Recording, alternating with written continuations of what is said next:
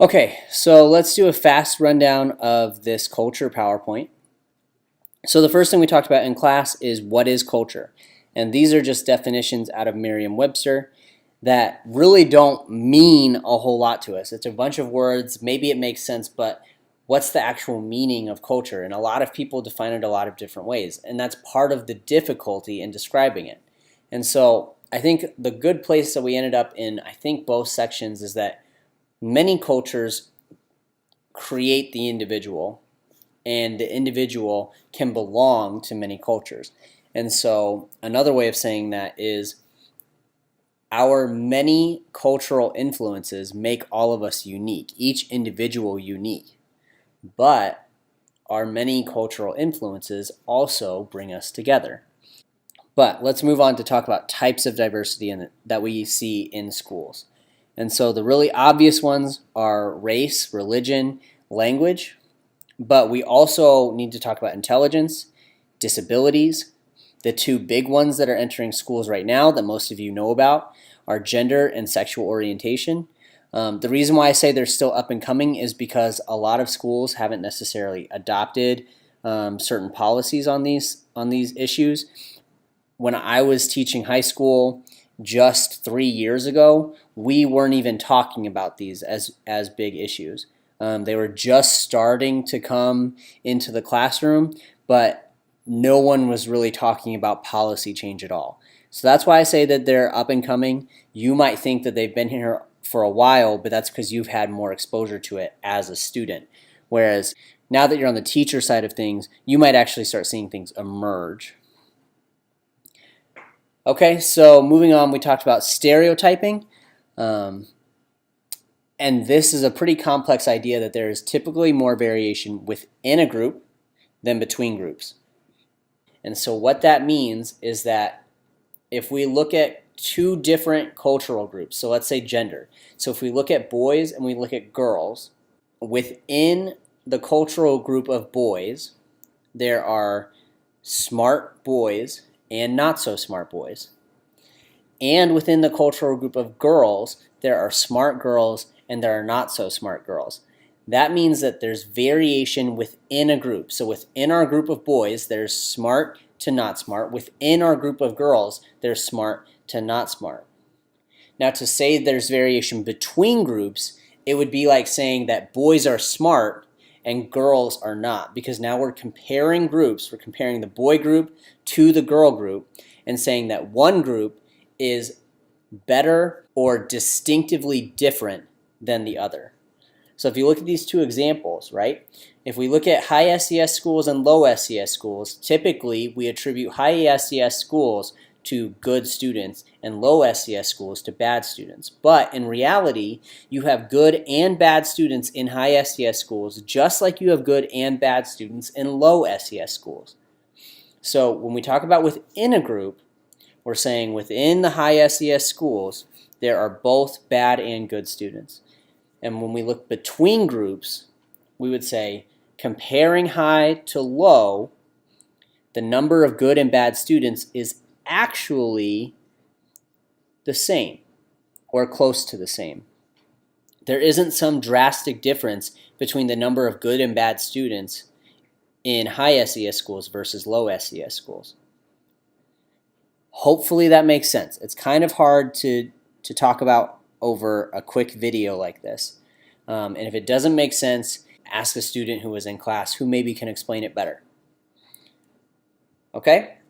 And this last point, an individual, just because they belong to a cultural group does not mean they take on all those characteristics. So just because someone is a boy, it does not mean that he has to play with G.I. Joes. That's the classic example, right?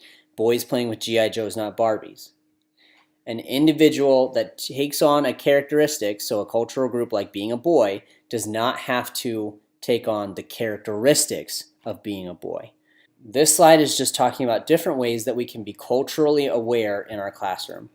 So when we talk about the concept of time, for instance, there's this stereotype that people from the South are always late. You might not always be late, but the stereotype when I came to the South is that everybody is late. And so in the North, if you're late, typically that's a sign that you're being rude. But in the South, that's not the way things are. And so unless you have that cultural awareness, you might misinterpret how people are acting or behaving. Like the eye contact. We typically want students to look us in the eye when we're talking to them. But for some students, the respectful thing to do is maybe look down at their desk. We have to understand that these are cultural differences and not behavior problems. Okay, and so when we moved on to this what should you do slide, this is essentially that reflection, right? You're going to think about your own cultural lens, think about your students, and then figure out how are you going to run your classroom when it comes to breaking down cultural stereotypes and being sensitive to others. And then finally, if you don't know whether you have any bias or not, you should really go and take some of these tests at this link here at the bottom.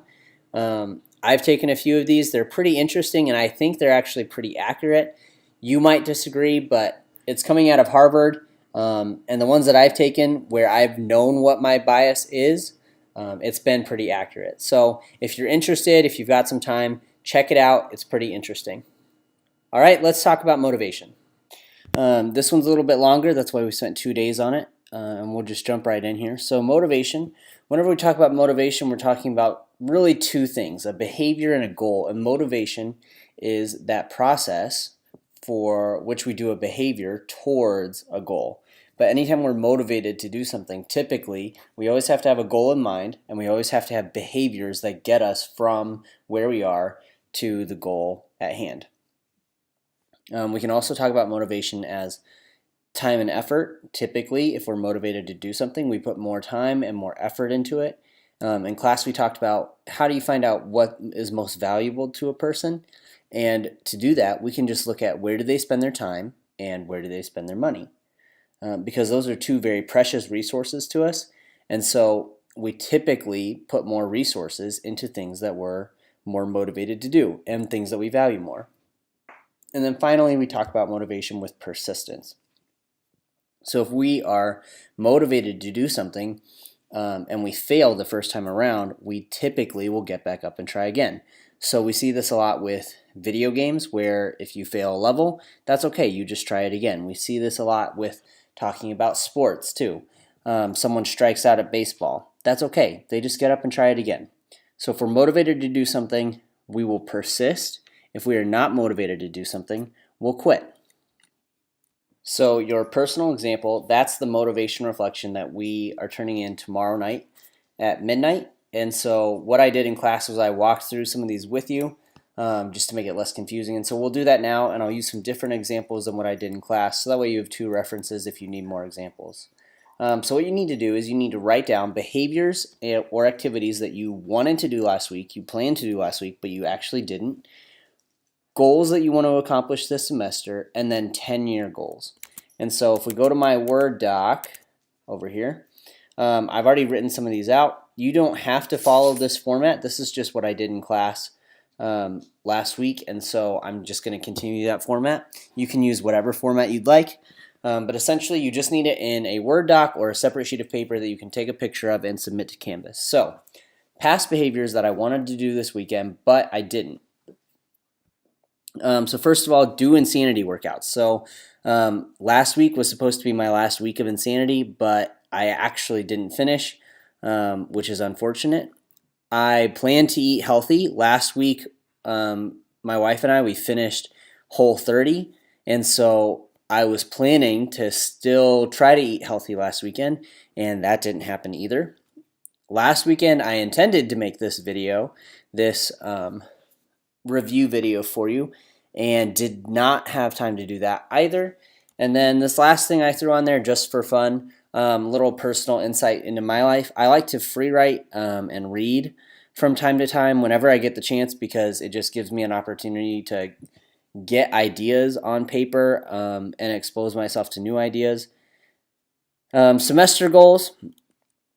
First one, just survive the semester. This has been a crazy semester for me. Teaching 2 sections for the first time while also being a full-time grad student. And so that's been one of my semester goals. Drop 30 pounds. This one's a little funny just because I've been doing insanity and then we did Whole30. And so if it's a goal for you, sorry about that, if it is a goal for you to lose weight, that can be considered one of your semester goals. And then finish my GS2. That's my course plan, basically my 4-year plan for how I'm going to graduate this doc program. And then my 10-year goals. The first one here is have 4 of 7 girls. That one's a little joke between my wife and I as well. When we were dating, at one point she asked me how many kids I wanted, and I said 7 girls. And I'm a pretty good liar, at least when it comes to my wife. And so she believed me that I wanted 7 girls the entire time we dated, up until the day after we got engaged. I was forced to tell her whether I was serious about 7 girls or not. And it was going to be a make or break decision for our engagement. Luckily, we are stayed engaged and are now married. But a 10-year goal would be have 4 of those 7 girls for myself. Second thing, have a career that I really do love doing. And the last one that I've written here is to let my wife stay at home because she wants to be a stay-at-home mom. And so when you go through and do this personal example, I would suggest you have at least 3 in each of these categories. It's okay to have more, but I would say at least 3 just so that you can make this a productive reflection for yourself. And now let's move on. So VIE theory, this motivational theory, is often called the VIE theory or the expectancy theory, made by this guy named Vroom, last name Vroom. And essentially what it means is the motivation to perform a behavior, that's this MB right here, motivation to perform a behavior, equals your valence times your instrumentality times your expectancy, VIE. Okay, and we'll walk through all 3 of those, but first, talking about the motivation to perform a behavior. Well, typically, anytime we do a behavior, it's always towards a goal. If you remember back to the very beginning, we were talking about motivation in terms of behaviors and goals. And so typically, whenever you are motivated to do something, there's typically a goal in mind. So if we look at this in purple, that means there's something for you to do. So going back to your personal example, we want to identify the goals behind each of our past behaviors. So each of these weekend behaviors. So we don't need to touch the semester goals or the 10-year goals yet. So the goal for doing the insanity workout was to stay in shape and keep off any weight I had lost. The goal for eating healthy is basically the same. Stay in shape, keep off the weight. If I could spell. Really can't spell. Make this video. The goal for making this video was to give you a review resource, especially for the people who were not here for the last few class periods. And the goal behind free writing and reading is, as I said before, getting ideas out and on paper and exposing myself to new material.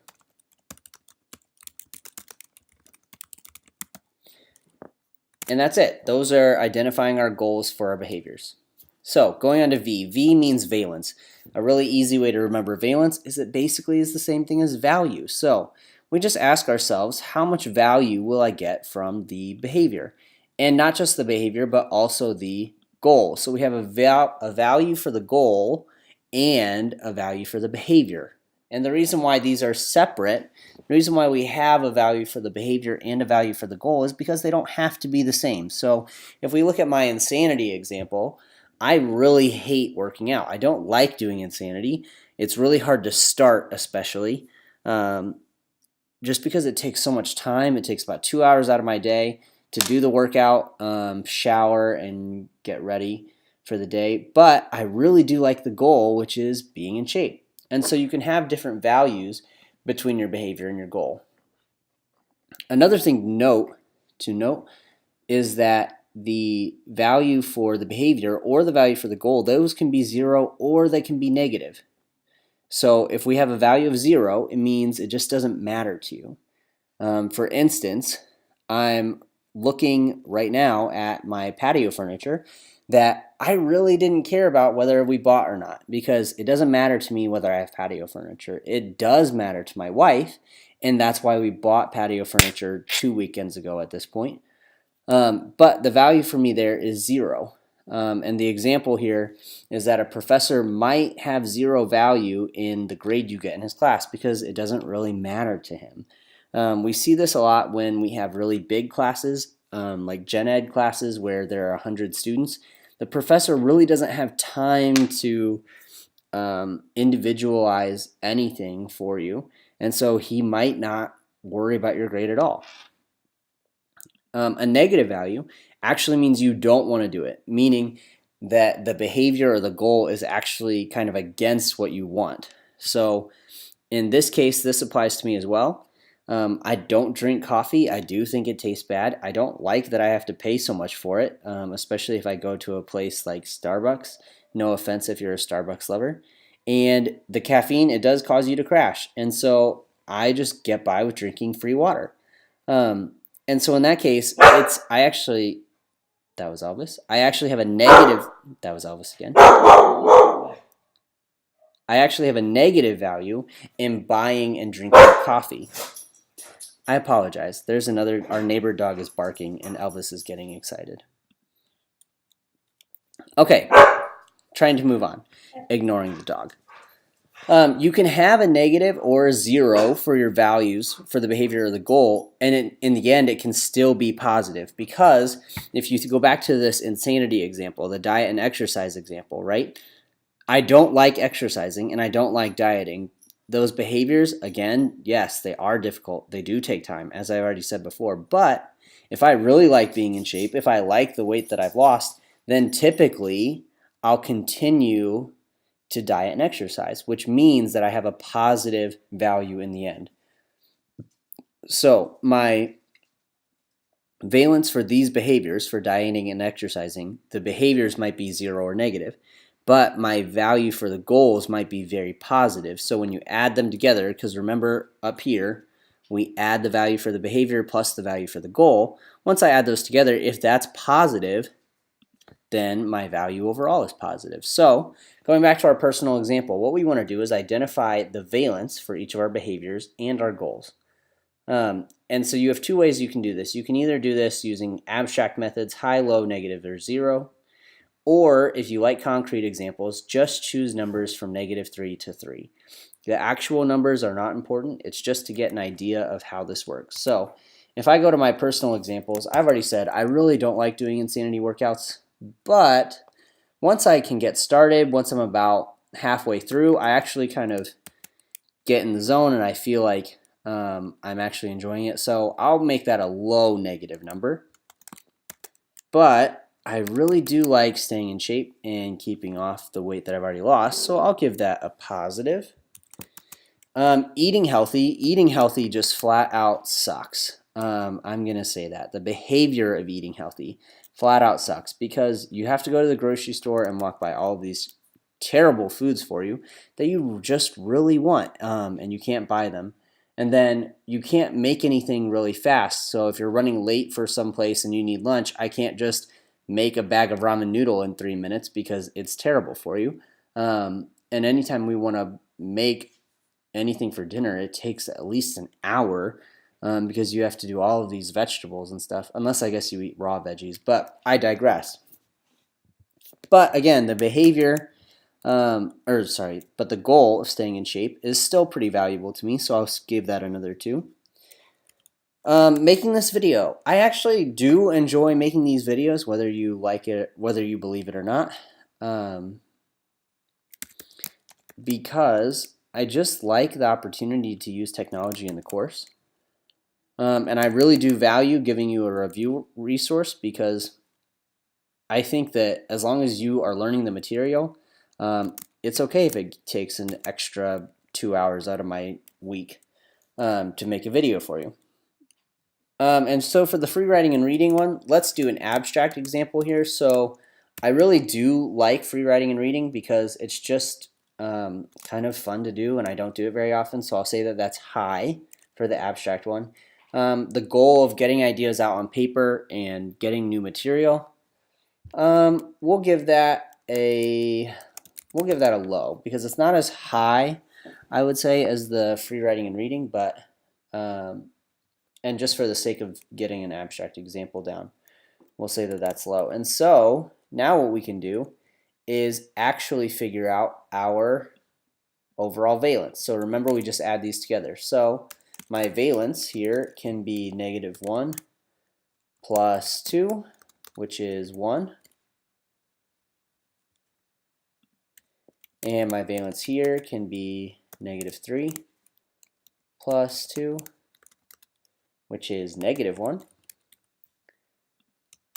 Valence here for making the video is 2 plus 2, which gives you 4. And then if I'm going to add a high plus a low number, just imagine like you're adding a high number plus a low number. Well, that's still going to be a high number. Okay? We still haven't touched semester goals or 10-year goals.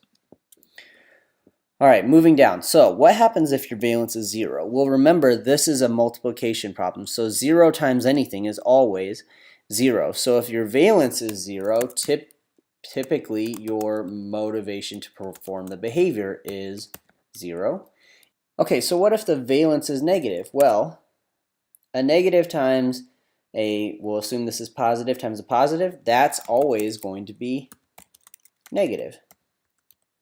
And I and E cannot be negative. So a negative times a positive is negative. But I and E can also be 0. So a negative times a 0 is still a 0. So we can say that this is negative or 0.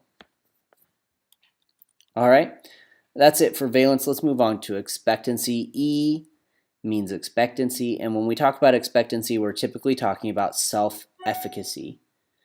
Man, sorry about all the emails today.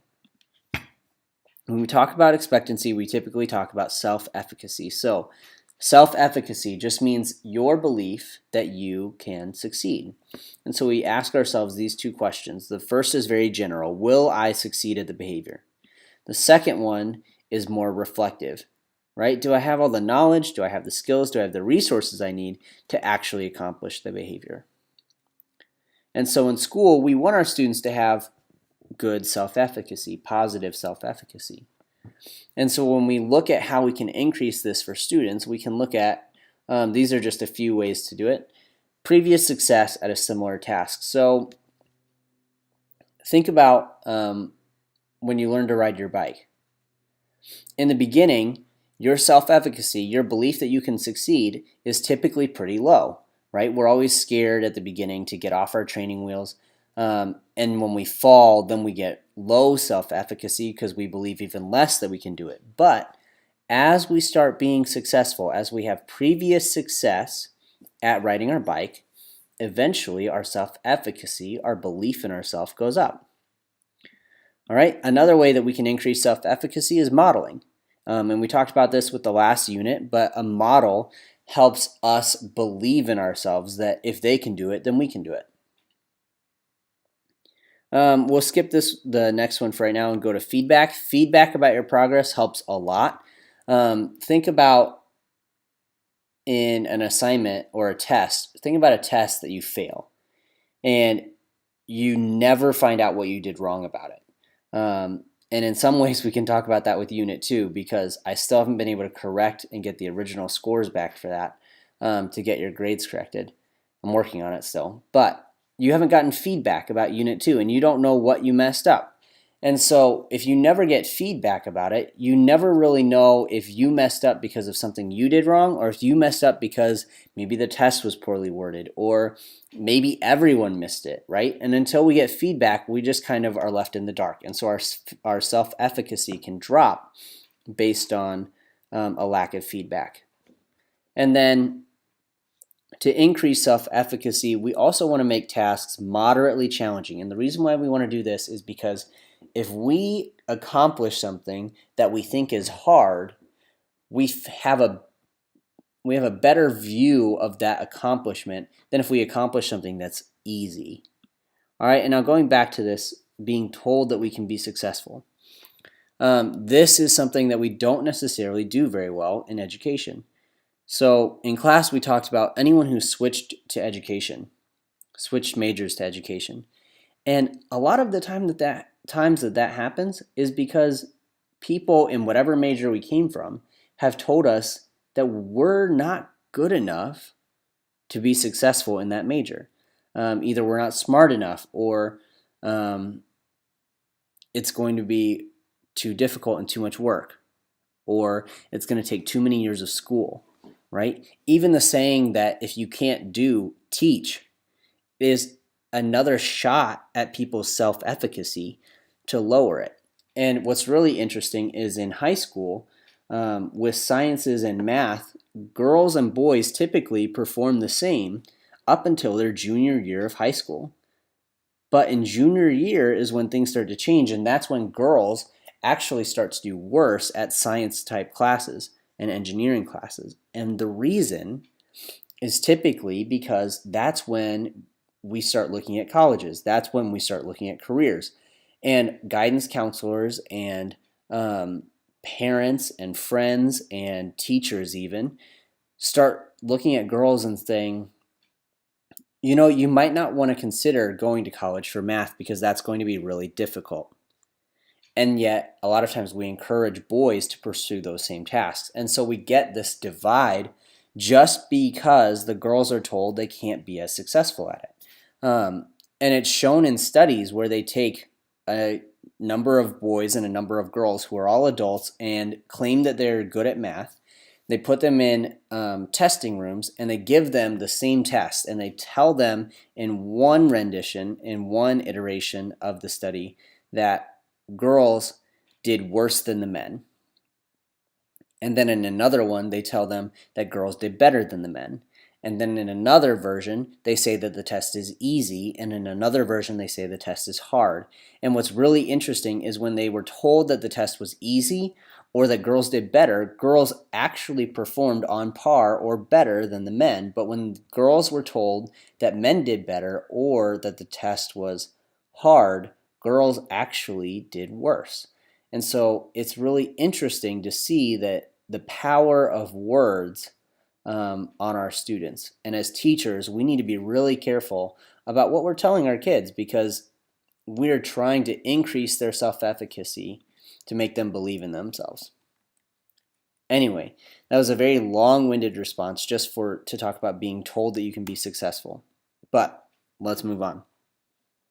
So when we talk about our expectancy for each behavior, I said a little bit ago that you can't have a negative expectancy. So we can either choose numbers from 0 to 3, or we just say high, low, or 0. So going back to our example, my expectancy for doing insanity is pretty high because I've done the insanity workouts before. This is actually my third time through it. So my expectancy of being able to do an insanity workout is very high, especially because I'm on the last week, so I've done it for the last 2 months. Eating healthy, my expectancy here is a 2. I'm not as confident in eating healthy because it is pretty hard and I don't really like doing it, but I expect that I can succeed because we've been eating healthy for the last month. Making this video, my expectancy here, we'll give it a 2. Because I made the video before. Typically I can figure out the tech stuff, so that's not a problem. I definitely have the resources. The only thing that stops me from making it a 3 is because sometimes I feel like I'm talking way too much, or maybe talking too fast, or maybe not giving you enough, and so I don't really know if the video is as good as it could be, so I'll just say a 2. And then as far as free writing and reading, my expectancy here, that's pretty high because no one's going to read it, and no one cares what I read, and I can read and I can write, so my expectancy here is pretty high. You would get an expectancy of 0 if maybe it's something you've never done before. So maybe if you have to drive a stick shift, a manual car, and you've never driven a manual car before, your expectancy there could be a 0. It could be very low if you've never done it before.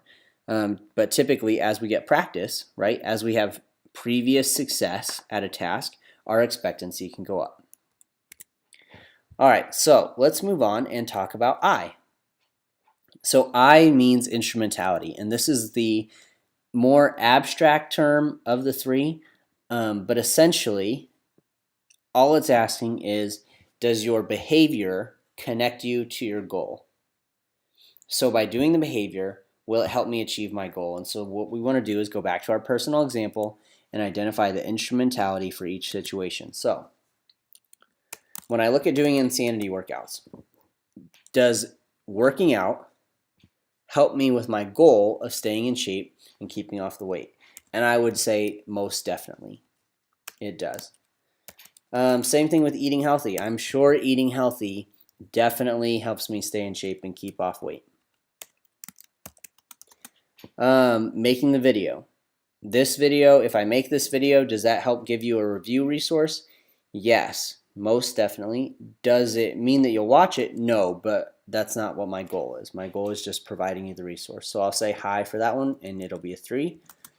And then this last one, free writing and reading. Does that behavior help me to the goal?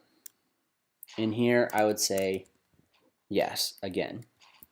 So you might be asking yourself, when would your instrumentality not be a 3?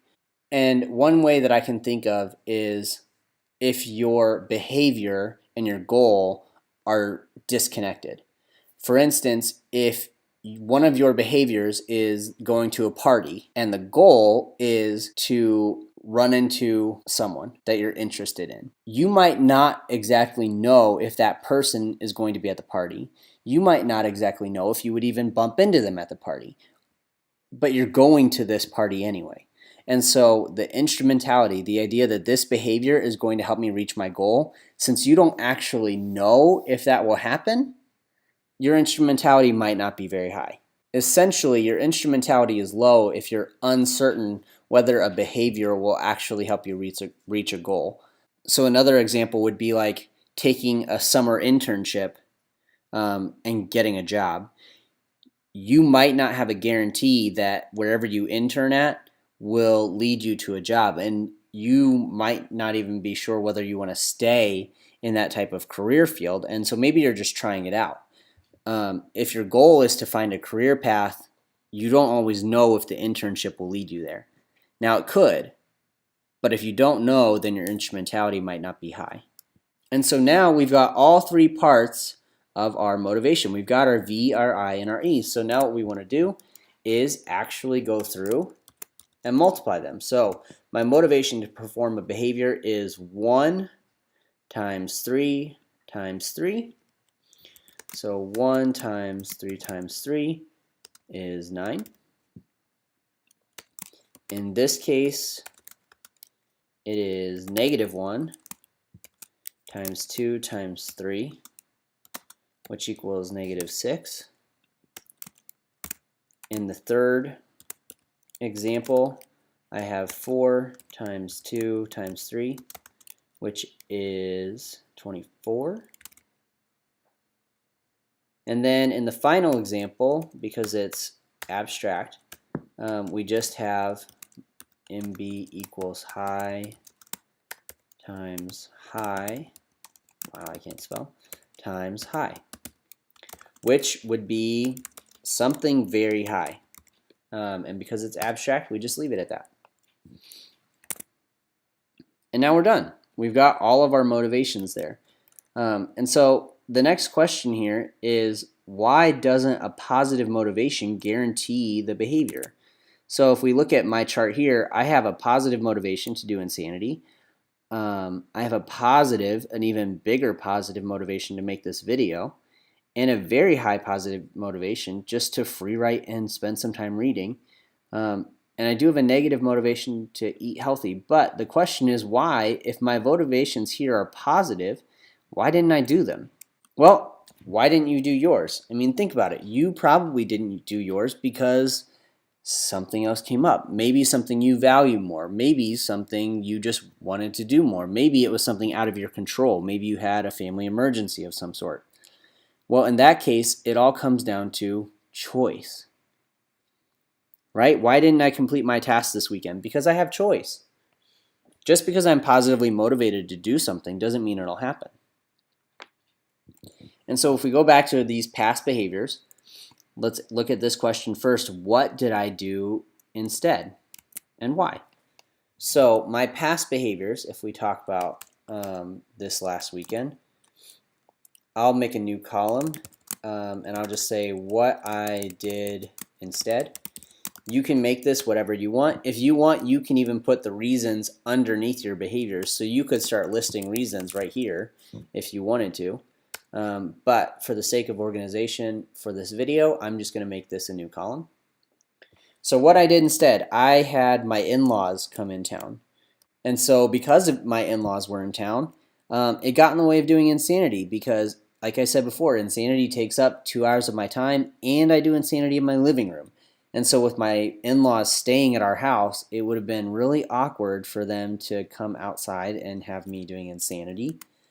Plus, they always wanted to make breakfast. So when my in-laws were in town, I didn't have time to do Insanity because I was spending time with them.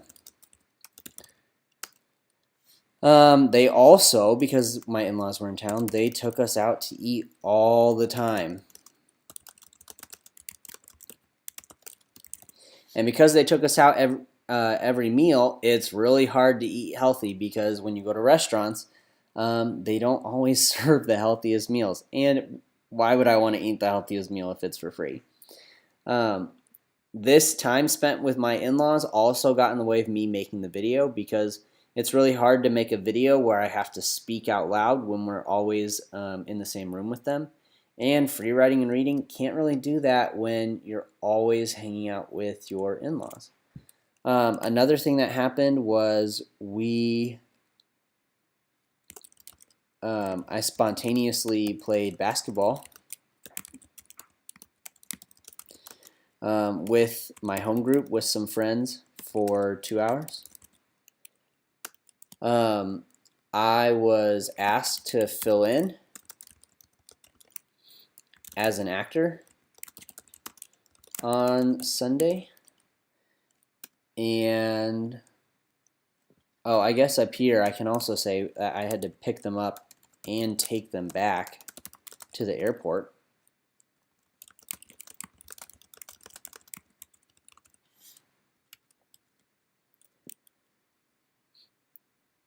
And that's good enough right now. We'll just say those reasons. You might have others. The key thing here about what you did instead, these should be behaviors that you don't routinely do.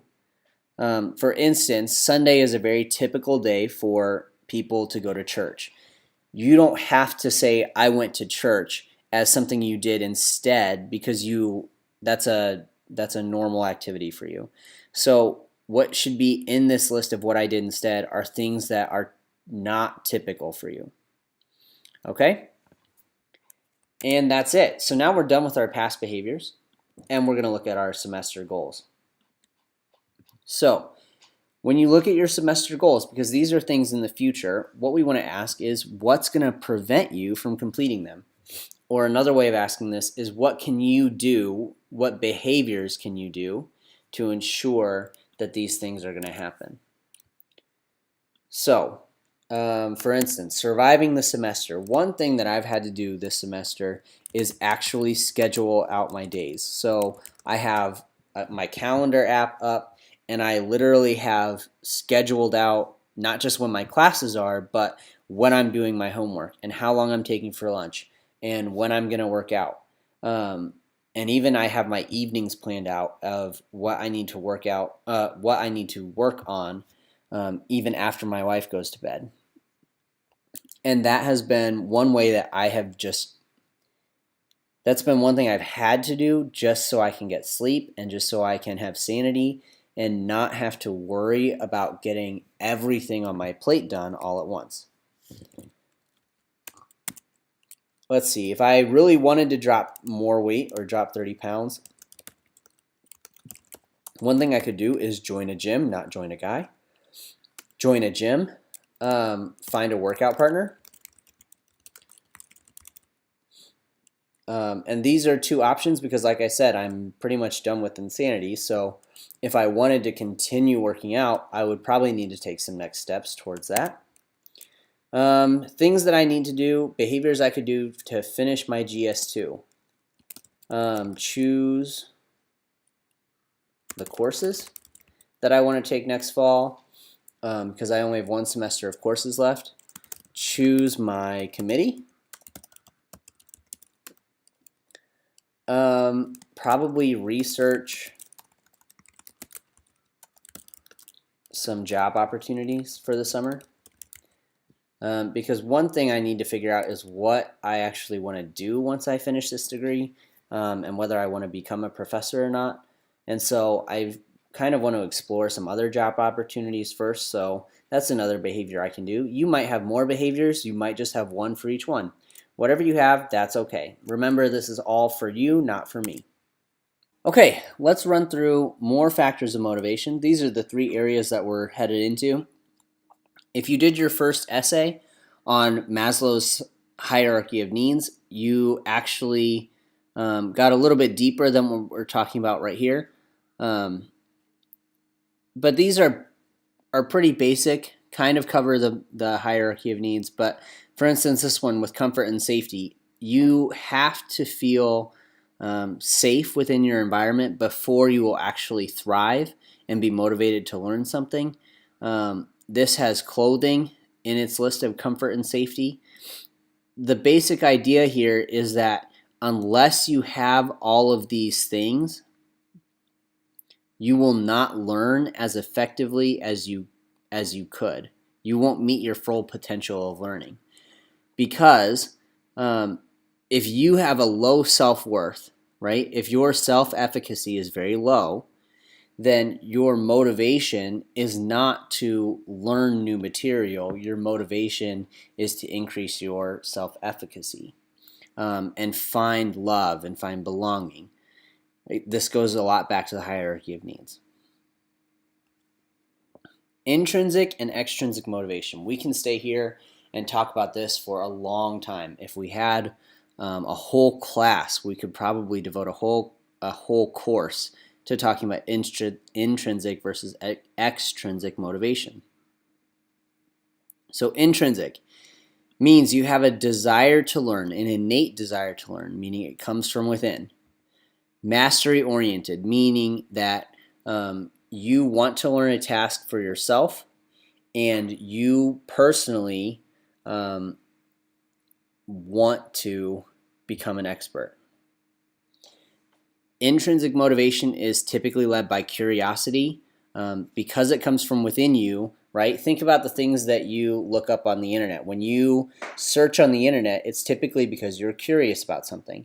If your dog is sick, you start looking on the internet out of curiosity for what might be affecting him. Intrinsic motivation is also persistent. So we will fail and get back up again. We will spend a lot of time researching or learning a certain topic. Extrinsic is the exact opposite. So instead of having a desire to learn information, now we have desire for a reward. So if you think about the token economy activity we just did, that is entirely extrinsic motivation because it is all about the desire for this reward and not the desire to learn or to serve others, right? It is performance oriented. So going back to the token economy, right?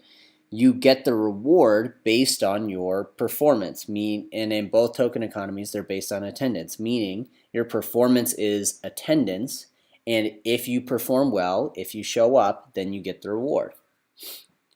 You have an indifference towards the material, so essentially you don't care whether you learn the stuff or not.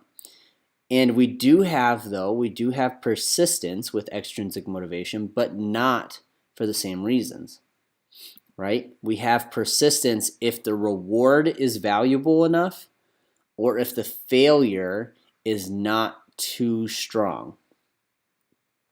Meaning, if you fail at something and you are indifferent about it, you might think it's too hard to get back up and try again.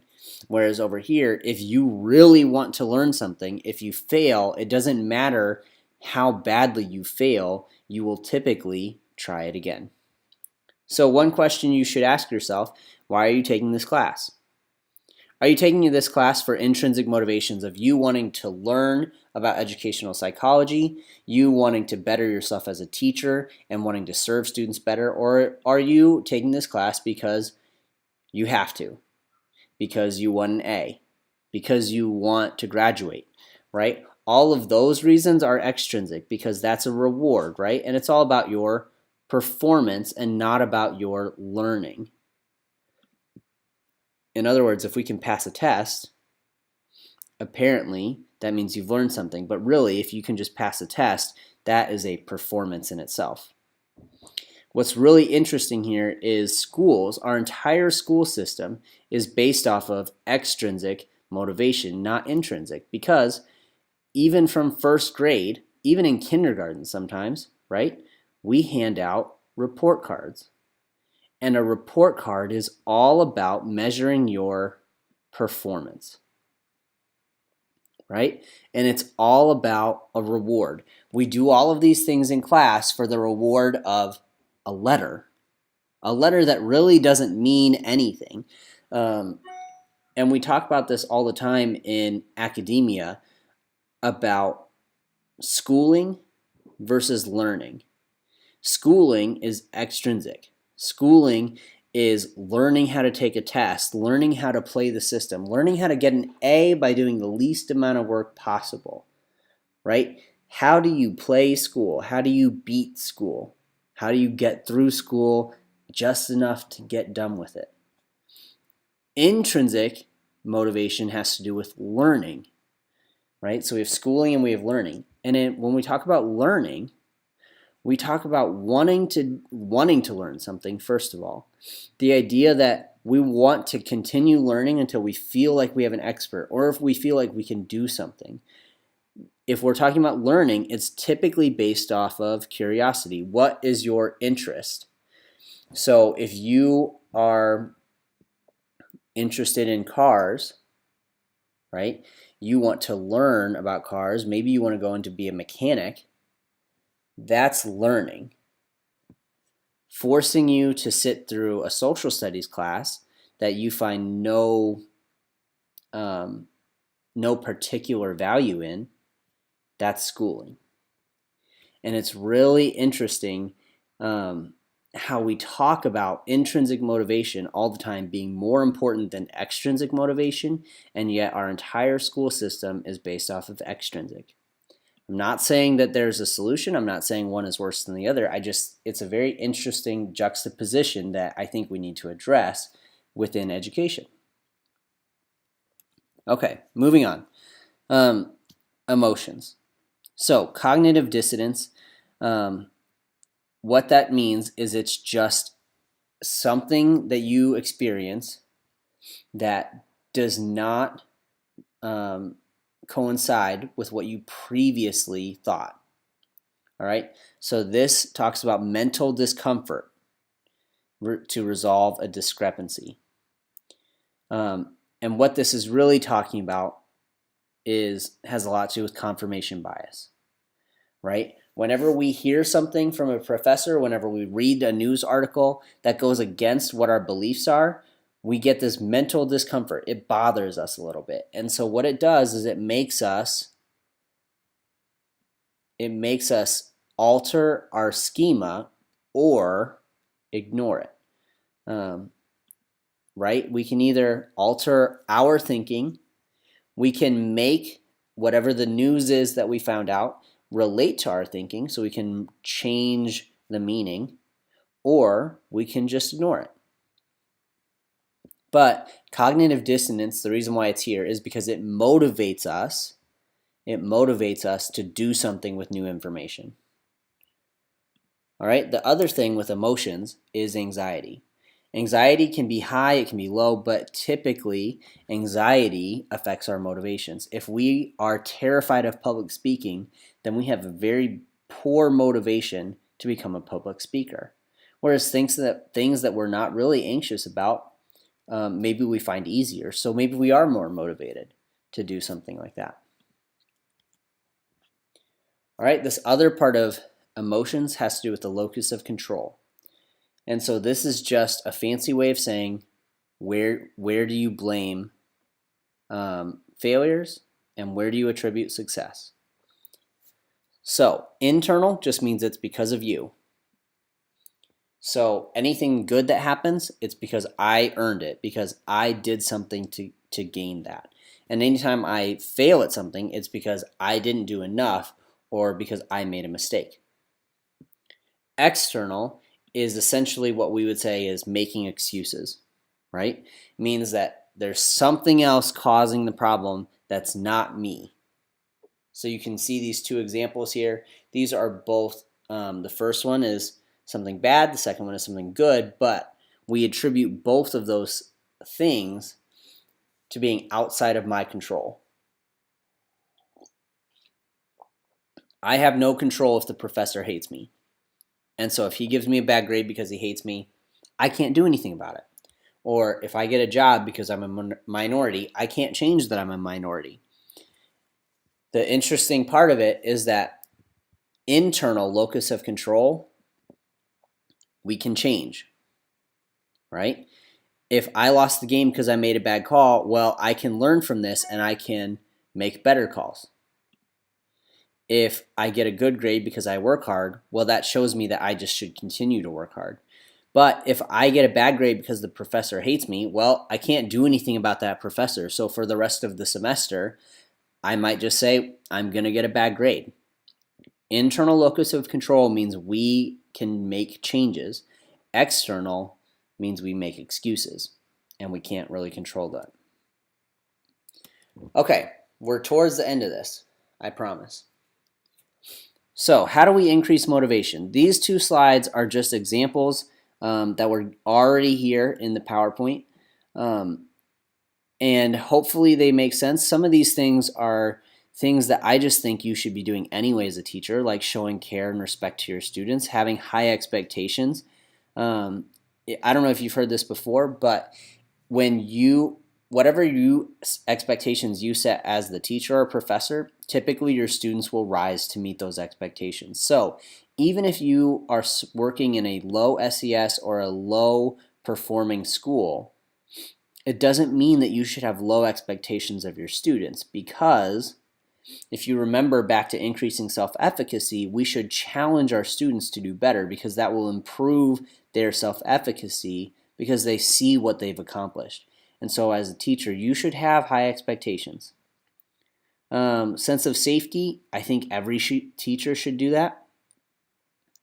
But a couple of these are pretty interesting. Task relevance, chances to be creative. These are things that we don't always include in education, right?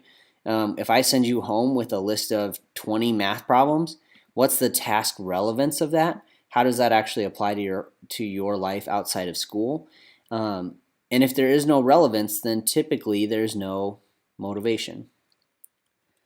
And this is just another list of things that you can do to help motivate your students. This incentive system, just like the token economy, external motivation, right? Sometimes we don't care about which way we're motivating our students as long as we're motivating them to do something and produce something.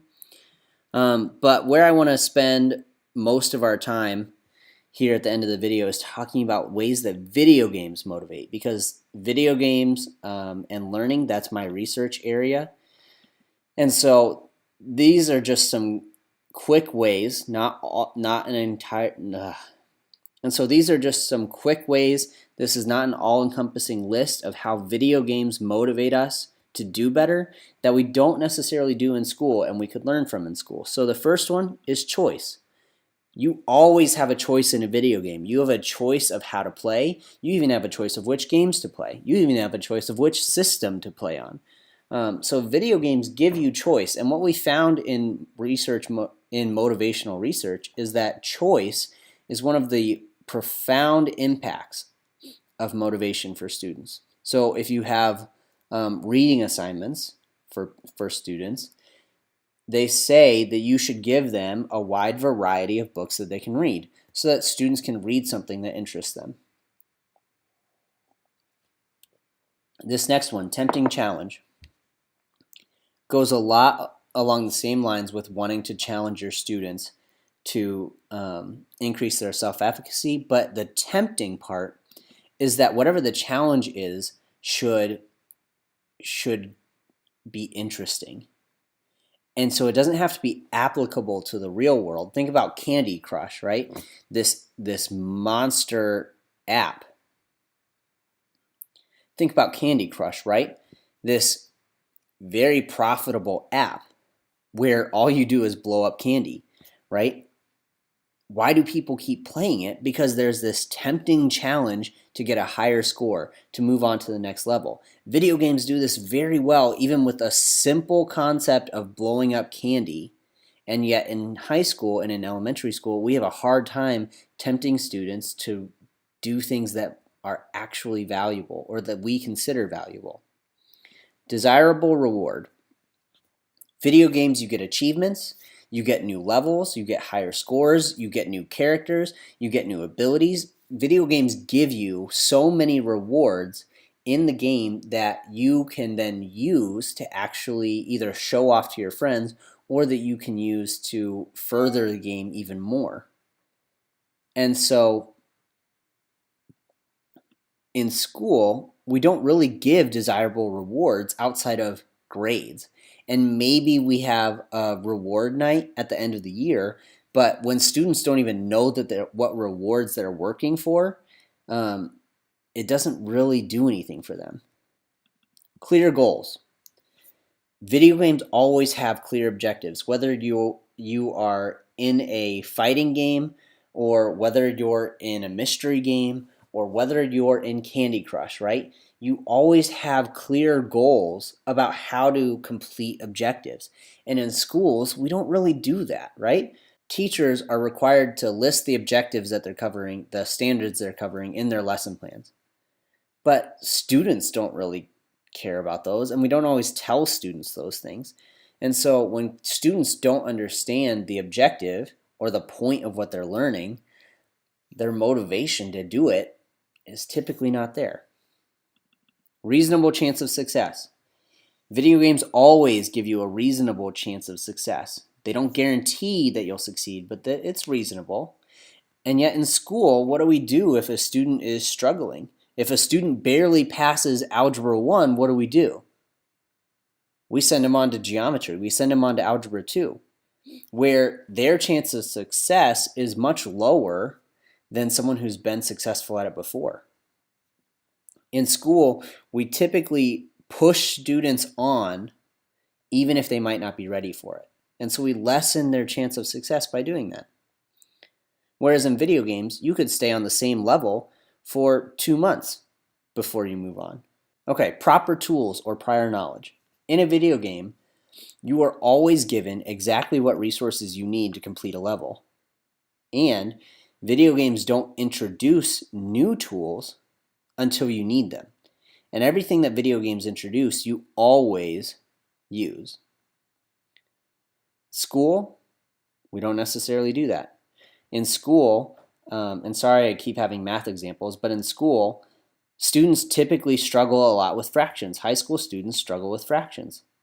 And fractions are actually a middle school concept. And yet they get to high school where we need to actually do things with fractions, and they don't understand fractions enough to actually succeed, which goes back to the reasonable chance of success, but also is now talking about prior knowledge. And in schools, we don't do the best at making sure students have the prior knowledge they need to move on. Real world or enjoyable context. In school, we don't always talk about real world applications because sometimes it's hard to think of real world applications. But we could make enjoyable context, maybe, but we don't because typically we have this very basic model of students sit in their desks, the students are quiet, the teacher talks and provides all the knowledge they need, the students go home, do the homework, come back, and repeat. And it's not enjoyable, which makes it less motivating. Right? Think about your college courses where it's purely lecture-based. You probably don't enjoy those classes as much as you enjoy others. Less prescriptive tasks. Prescriptive tasks is essentially another word of saying busy work, right? In school, we do busy work all the time. Sometimes we give busy work just to keep our kids quiet. Other times we give busy work because the students have a sub. In video games, you almost never have to do prescriptive boring tasks. Now, that's not all games. Some games you do have to do some prescriptive things, but there's a purpose behind them that you know, which goes back to the clear goals. And in school, when we give busy work, there's not always a point to it. And if there is a point to it, students don't always know it. Still in line with video games, just-in-time versus just-in-case learning. Just-in-time learning is what video games do.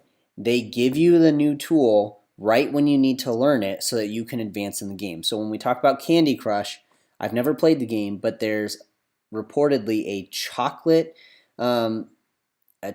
candy that you can crush, and when you crush it, the chocolate spreads. They don't give you that in the beginning of the game and then never use it for the first 20 levels. They teach you about the chocolate when you need to learn about the chocolate, and then they actually use it in the game as you go on. This is how most video games work. You get a new tool in the game, they teach you how to use it, and then you actually have to use it throughout the rest of the game. In school, we do what's called just-in-case learning, right? Just in case you need this. So a student asks you, why do I need to learn the quadratic formula? Well, just in case you need it in college. Well, just in case you need it for your job. But how often do we actually use these just-in-case items or material? And I would argue not as much as we would hope, right? Maybe we use them a lot as teachers because we have to teach it. But as far as in a real career, we don't necessarily use just-in-case learning very often, which is often why we forget it. Okay, video games have replayability. If you fail in a video game, start over. If you fail a level in Candy Crush, well, I think the game is free. Just start over when you get a new life. And if you run out of lives, your lives replenish after a given amount of time. Replayability is great because then we learn from our failures. What happens in school is you get one shot at a test, and if you fail the test, well, a lot of times you can't retake it. And even if you can retake it, a lot of times the time that you've lost is pretty significant. If you fail the fourth grade and get held back, yeah, you get to replay fourth grade, but you've essentially lost a year of your life, and now you have all these issues with your friends move on and you don't. You're older than all the kids in your grade. Video games don't do that. And I'm not saying that video games are perfect. I'm just saying video games motivate us because of their replayability, whereas school doesn't, because it doesn't really possess the same quality of replayability that video games do. Video games are voluntary, school is not. This goes back to choice. Having voluntary choice to play a video game typically motivates us more than if we're forced to play a video game. Being able to choose our classes in school is typically more motivating than being told what to take. And even in college, we don't really get that many choices of what to take. We get some choices of when to take them, but we really don't get a choice of what we have to take. Social interaction. In video games, it's all about social interaction. Either cooperative games, competitive games, there's social interaction outside of the game. If you ever have walked up to someone who plays the same game as you and had a conversation about how to play the game or about how to beat a level, that's social interaction. In schools, we don't really value that as much. Schools are much more about the individual performance, right? Tests are individual. Grades are individual. And then finally, scaffolding and helpful resources. In a video game, you always have scaffolding and you always have resources. You can always look and hit like a question mark in a game. Or you can go back and play the tutorial in a game. Or if the game senses that you're standing around doing nothing, it might drop down a little tip that says, hey, remember ... when we use this tool. Do you need to review how to play it? And you can click a link and it takes you back to what you need to know. That's a helpful resource. That's scaffolding. And in school, we don't necessarily do this very well. In school, we say, you should have learned this already. You should know how to do this. We don't have time to go back and reteach this. And on a test, there's definitely no scaffolding, right? On a test, you're on your own. It's what is stored in your brain. So these are just some ways that video games motivate us more than school.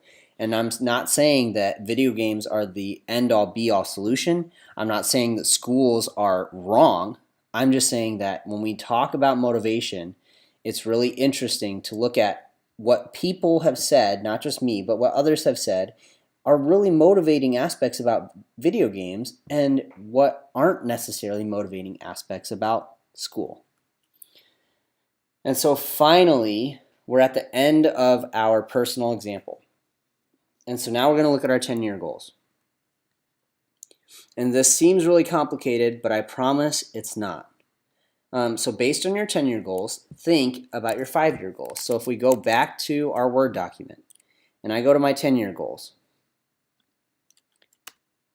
My 10-year goals, the first one, have 4 of 7 girls, have a career I love, and then let my wife stay at home because she wants to be a stay-at-home mom.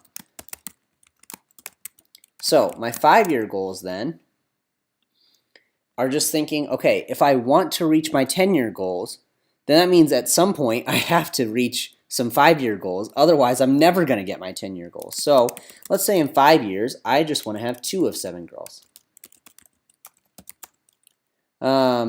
And in 5 years, yeah, I'd still like to have a career I love. So in 5 years, I would already like to have this career. I'd like to have my wife stay at home already. And so what you notice here is it's okay if your 10-year goals are the same as your 5-year goals. It's just a matter of what your goals are. So if you say you want to own a house, maybe here I would want to say that I want to build our house, build our own house. Because that is one of my wife's dreams, is to build a house from the ground up. And let's say in 5 years, though, we just want to own a house, right? To just live out of a house in Michigan. Okay? Next, if you look back at our PowerPoint, we need to look at our 2-year goals. Right? So we just did our 5-year goals, now we're on our 2-year goals. So this is especially important for you because in 2 years you will be graduating. For most of you, in 2 years you'll be seniors. And so where do you want to be at the end of your college career? And in 2 years, actually, that's where I'm going to be with my PhD program. So in 2 years, I would hopefully like to graduate my PhD program, which means I also need to defend my dissertation.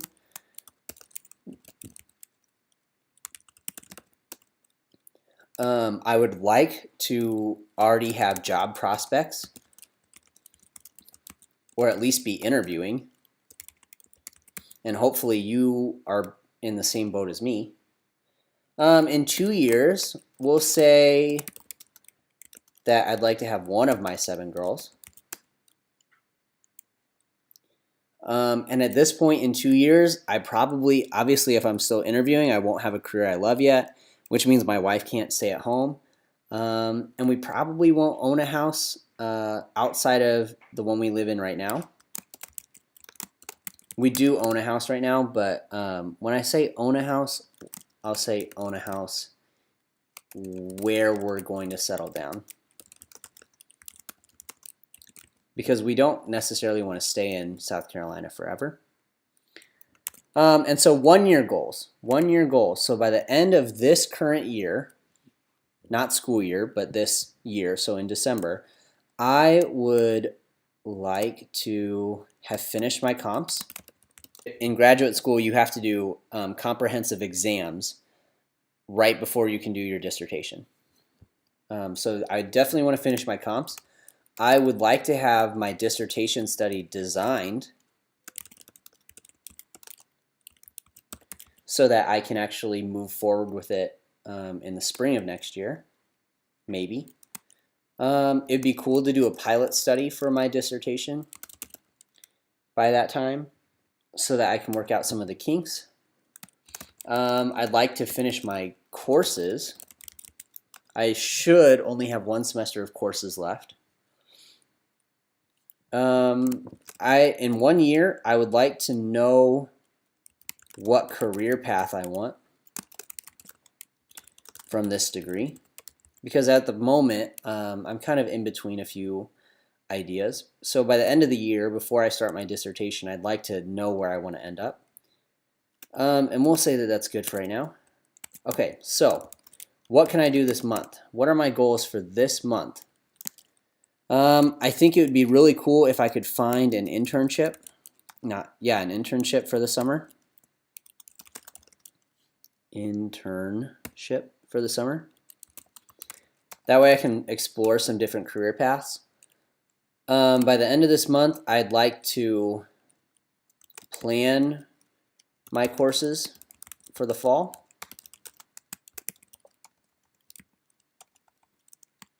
I don't know if that should be capitalized. We'll capitalize it. At the end of this month, I'd also like to choose my committee members for my dissertation.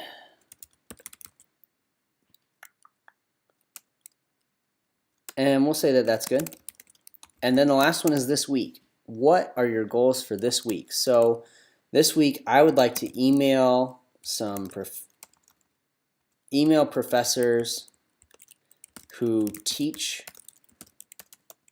courses I'd be interested in for the fall. If I'm going to find an internship by the end of the month, I should really research some different internship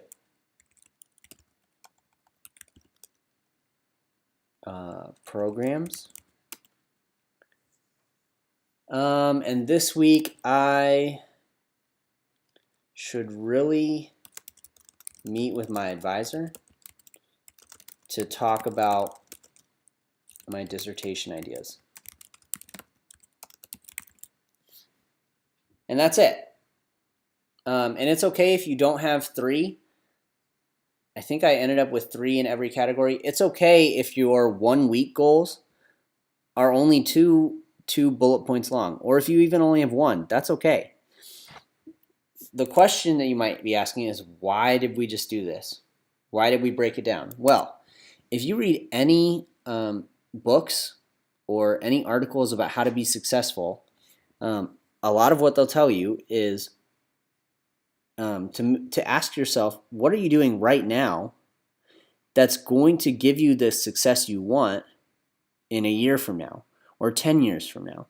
Because I can say I have all these 10-year goals, but if I'm not doing anything right now, if I'm not doing anything this week that's actually going to progress me to my 10-year goals, then these 10-year goals are never going to be achieved. They'll become 15-year goals or 20-year goals or goals I wish I did by the time I'm dead. Right? And in order to know, though, what my weekly goals need to be, I need to break this down into 5-year, 2-year, 1 year, and this month. And the other thing to ask yourself is, if things that you're doing this week have nothing to do with your 10-year goals, then why are you doing them? So hopefully you found this activity valuable. If you disagree with anything that I said, that's totally okay. Remember, you are always open to disagree with me. And then this is the last slide, okay? And this is one that I'm not going to walk through with you because this is very personal. And this is where the real reflection happens. And all you have to do is answer these 3 questions. What motivates you? Okay, what motivates you? Think about it and just answer it for yourself. How do you motivate yourself to do something you aren't naturally motivated to do? How do you make yourself do something you don't want to do? Right? We probably do it all the time with homework. You're probably doing it right now with this motivation assignment. You probably don't want to do it. How do you motivate yourself to do it? Because if you know how to motivate yourself to do something, you'll be a little bit better at motivating your kids to do something or your students to do something. And so that goes into this last question. How are you going to motivate students to care about your content, to care about whatever subject you're going to teach? Or maybe you don't want to motivate them about your subject. Maybe you want to motivate them about learning behavior, learning proper behavior. Maybe you want to be a sports coach. How do you motivate students to learn the rules? How do you motivate students to really learn the strategy behind baseball? Think about it. Spend some time and think about it, and then just go back to this document that you've already got going and just add a new section. So what motivates me? And then just write a paragraph.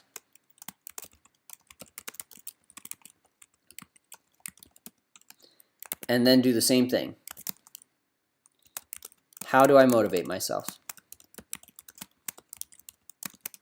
And write a paragraph. And then do that with this last question. And then that's it. Save the document, upload it to Canvas, and you're done.